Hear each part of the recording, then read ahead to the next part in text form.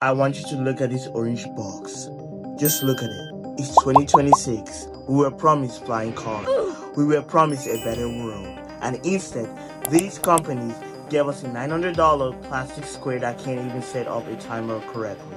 This isn't just a video about bad gadgets. This is about the absolute audacity of selling a dream when you know in fact it is a disaster.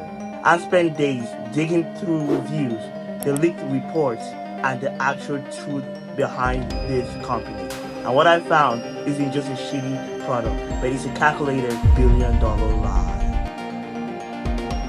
Well, I'm talking about the Rabbit R1 and the Humane AI Pin. Two companies that tried to convince us that the iPhone was insignificant, but only to deliver products that are basically expensive and useless. So settle in, we're going deep into the biggest tech disaster of the decade. So, why do people buy this? Well, the marketing was perfect. Look at the Humane AI Pin trailers. The self-lightning, the appeal, it's just perfect. They didn't sell a gadget, they sold a feeling. They said, wear this and you'll finally be free from your phone. And then the Rabbit R1.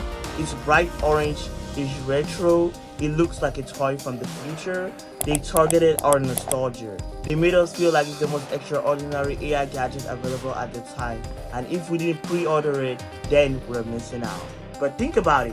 Why would I pay $700 for a magnet that projects a blurry green laser on my hand? Or $200 for a box that does what exactly? They weaponize our boredom and our screen addiction just to sell us another screen. They sold us the aesthetic of the future, but they forgot to build the actual technology. Then the boxes actually arrived. Imagine the excitement. You've waited months. You've spent your hard-earned money. You open it and it's not exactly what we expected. The Humane Pin, it was slow, it was glitchy, and honestly, it got hot. Like, is this gonna burn a hole in my shirt? Hot? How does a company ship a product that physically hurts the person wearing it? Why are we paying to be unpaid beta testers for $1 million companies? Think about it. Now, here's the part where it gets from a failed product to a scam. Some people who actually know how to code looked inside the Rabbit R1 and they found a big lie.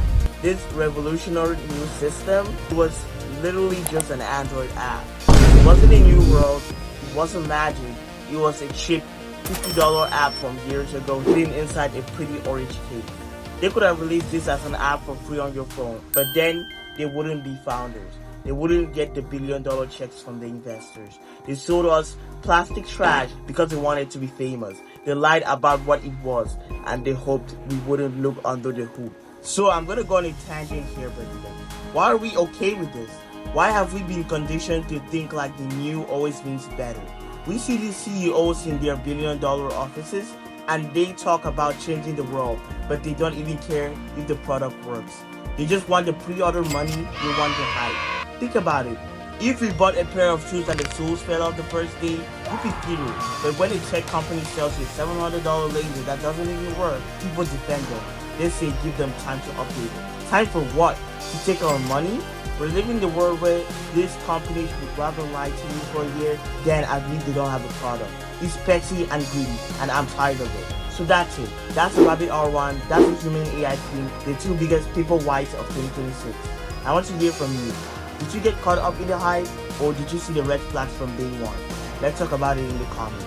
And subscribe if you want more deep dive into stuff that these companies hope you forget. Think about it. I'll see you in the next one. You know how everyone's asking why can't these stupid physical AI products just be apps on my phone?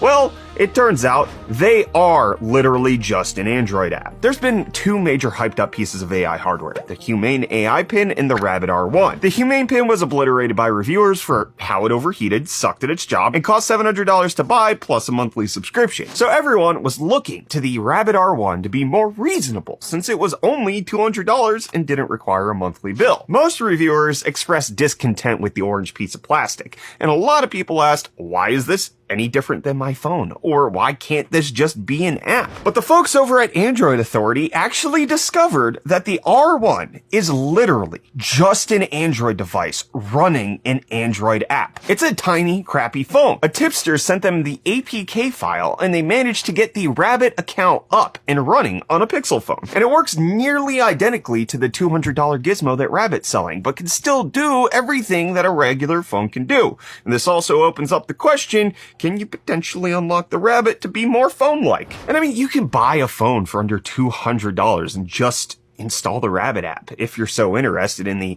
AI functionality. Unfortunately, that one's not likely to be designed by teenage engineering.